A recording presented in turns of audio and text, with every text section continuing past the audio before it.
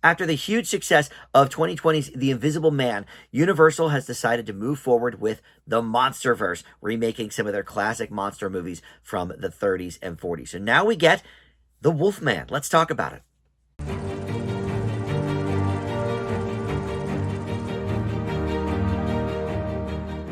Hey guys, Dan here. This is Dan Reviews It. Welcome to my spoiler-free review for The Wolfman. This is in theaters right now as of this recording, and this is part of Universal's Monsterverse. They tried a few years ago, probably about 10 years ago now, with The Mummy with Tom Cruise, and they were hoping that would kickstart a whole new universe. In fact, we even had the Dr. Jekyll, Mr. Hyde character as a part of that.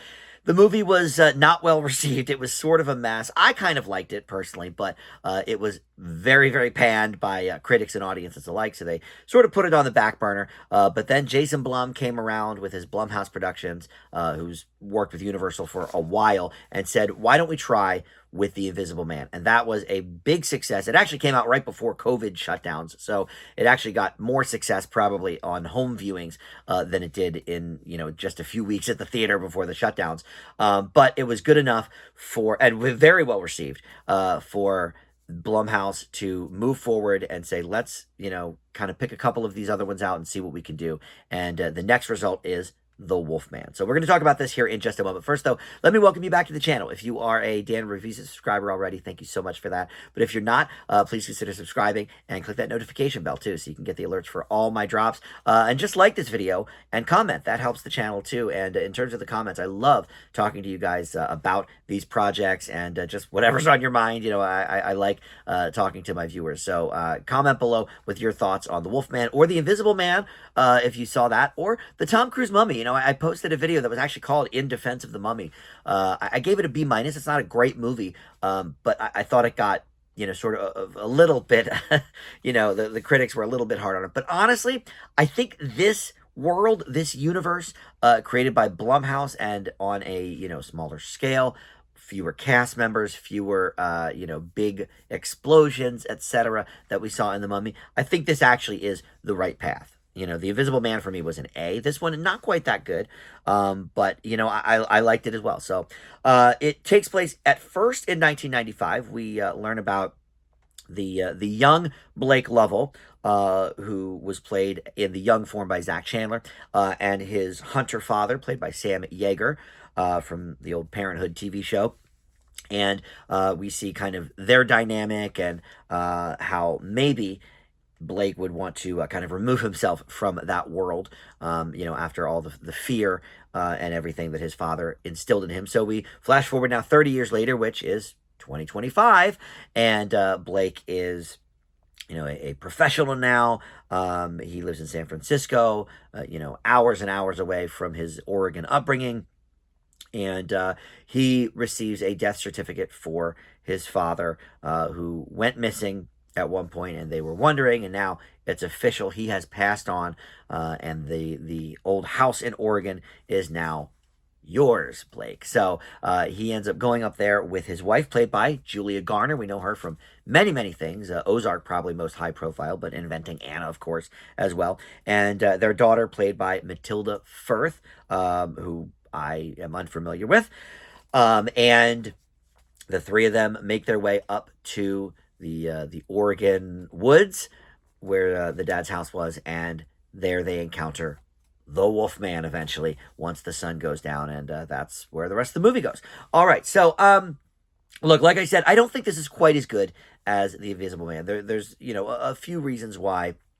But let's talk about the positives here for a second, because I think there's a lot of them. So Leigh Whannell directed both of these movies, Invisible Man and The Wolfman, and also he has directed a couple of other movies along the way in the Blumhouse universe. He directed Insidious 3, and I think he had like a co-writing credit or something on the first couple Insidious movies. But also he directed this movie Upgrade, which was really good. I would recommend that. But he has a way to really bring us into these close quarters and this fear. And that's, what I liked so much about The Invisible Man, too, is most of it kind of took place, in her house. And that's where we are here with The Wolfman. So, okay, maybe we've been there, done that. But there's certainly a lot of differences going on here from that movie. But the close quarters, and just sort of exploring the space. I think he is really, really good at that. And the Insidious movies are pretty good at that too, if I'm being honest. But there's more than just the space here.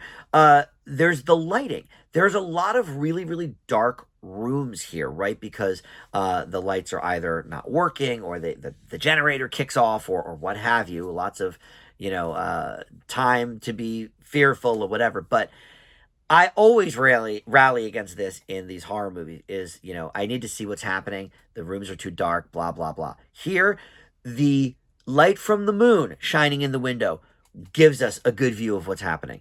A flashlight gives us a good view of what's happening. And, maybe a dim light from a different room, or the flashlight on a phone, or whatever. But even in a dark room, we, the audience, can still see what's happening. And especially when it's like lit by the moon per se, it's this really, really cool looking sort of blue luminescence that really, really set the tone for me, and put me in that place the whole movie. And then, it's a couple times they go outside or whatever, there's things going on there. And once again, the moon, shining down.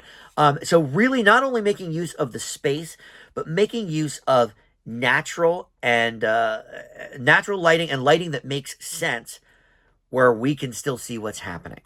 And the family is never necessarily in the dark completely either. There's never a scene where they're like, "Oh, where are you? Where are you?" So it makes sense that they would also be able to use, this natural light or whatever. And I just think that's something that gets overlooked a lot, especially in horror movies. So I wanted to call attention to that. But then there is the acting. The acting from the dad is fine. He's good. But the daughter is great. It's not that easy to find good kid actors these days, especially for a horror movie where there's a lot of screaming, a lot of fear. And this girl, I'm gonna say her name again here, Matilda Firth. Might be one to watch. She was very good here. But boy, Julia Garner for me stole the show. And I'm not like a super fan of Julia Garner. I know she got a lot of awards for Ozark and everything. I think she is a good actress. And she was, I would say her crowning achievement so far was Inventing Anna. But I first knew her from The Americans. She was good there. But I think she got a lot of attention and love for this Ozark character that was essentially the same character every season. She never really evolved or whatever. So why are we, awarding her over and over and over again? But here, my God, the emotion and the fear and intensity that she showcases without a word. She's got these great, great facial expressions. Her eyes, getting wide, and, whatever, her jaw kind of clenching. Just these subtle things that, boy, it really worked for me. I could feel her fear. And I think this is a great, great horror performance. For me, it really, really is. So I have to give the movie credit for that. Now, I will say, the movie does fall into a couple of horror traps along the way, and maybe there's some obvious things going on. But, I saw the Rotten Tomatoes for this. I don't look up critic reviews specifically, but I look up the tomato meter to see, am I in line, or am I kind of crazy with this? This has a fairly middling score. Like, I think it's 52% or something from critics. I liked it a lot more than that. I will certainly say that. It's not as good as Invisible Man, and I do recommend you watch that as well. But look, if this is, these first two movies are the start to this Universal Monsterverse, I'm here for it.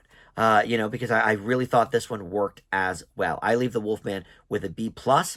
And as an aside, a few days after I saw this, I watched the original 1941 Wolfman. I had never seen it. It is not one of my favorites of the original Universal Monster series. So I would say this is a stark improvement from that. I would give that like more in the C or C plus range. Certainly worth a watch. It's short. It's like an hour and 10 minutes, as a lot of movies were back then. But yeah, not quite as good for me as this new version. I'm excited to see what we come up with next for the Universal Monsterverse. All right, thank you so much for watching Dave Reviews It, and I'll see you next time. Bye.